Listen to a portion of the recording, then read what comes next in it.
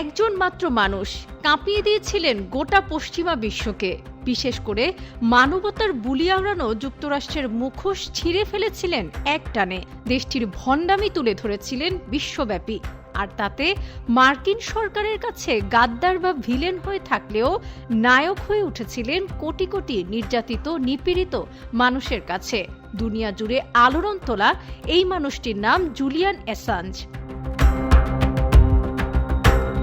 Julian Assange ছিলেন যুক্তরাষ্ট্রের most wanted তালিকায়। বিশ্বের সাড়া ফেলে দেওয়া ওয়েবসাইট উইকিলিক্সের সহ প্রতিষ্ঠাতাও তিনি।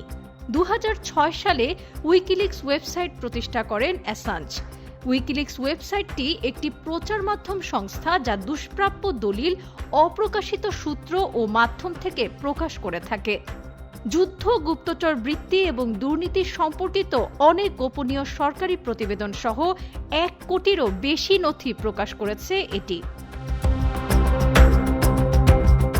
কিশোর বয়সে কম্পিউটার প্রোগ্রামিং এর জন্য বেশ খ্যাতি অর্জন করেছিলেন অ্যাসাঞ্জ। তাকে 1995 সালে হ্যাকিং করার অপরাধে জরিমানা করেছিল তার জন্মভূমি অস্ট্রেলিয়ার একটি আদালত, এবং সে সময় আর কখনো এমনটা না করার প্রতিশ্রুতি দিয়েই কেবলমাত্র কারাদণ্ড এড়াতে পেরেছিলেন তিনি। 10 বছর আগে যুক্তরাষ্ট্র সরকারের গোপন সামরিক তথ্য নথিপত্র প্রকাশ করে ব্যাপক আলোচনায় এসেছিলেন অ্যাসাঞ্জ। 2010 সালে উইকিলিক্স একটি মার্কিন সামরিক হেলিকপ্টার থেকে করা এমন একটি ভিডিও প্রকাশ করে যাতে ইরাকের রাজধানী বাগদাদে 18 জন বেসামরিক লোককে হত্যা করার দৃশ্য দেখা যায়। ভিডিওতে একটি কণ্ঠ শোনা যায়। সেই কণ্ঠকে বলতে শোনা যায়, সবাইকে জ্বালিয়ে দাও। এরপরই বিভিন্ন ব্যক্তিকে লক্ষ্য করে হেলিকপ্টার থেকে গুলি ছোঁড়া হয়। আহতদের উদ্ধারে একটি গাড়ি এগিয়ে এসেছিল, সেটিকে লক্ষ্য করেও গুলি ছোঁড়া হয়েছিল। সেই হামলায় রয়টার্সের একজন আলোকচিত্রী ও তার সহকারী মারা গিয়েছিল। উইকিলিক্স মার্কিন সেনা গোয়েন্দা সংস্থার সাবেক বিশ্লেষক চেলসি ম্যানিং কর্তৃক ফাঁস করে দেয়া বহু তথ্য প্রকাশ করেছে।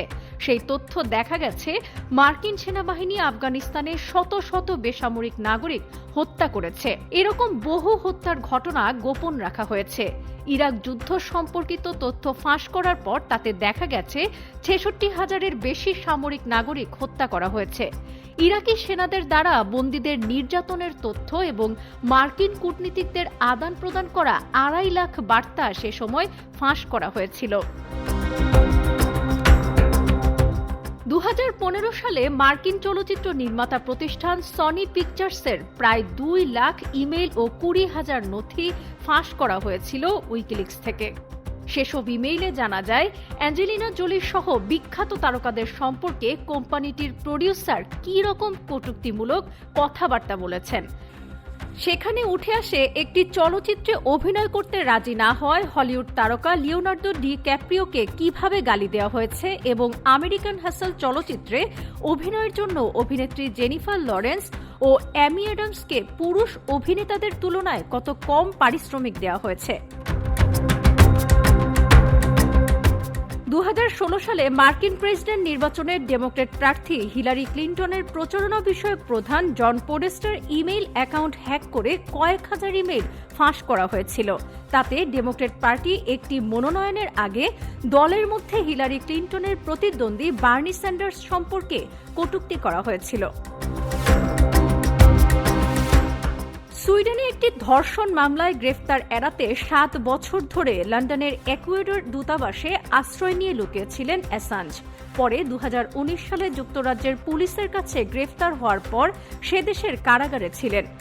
মার্কিন আদালতে দোষ স্বীকার করলে এই কারাবাসকেই তার শাস্তি হিসেবে গণ্য করা হবে, আর কারাভোগ করতে হবে না।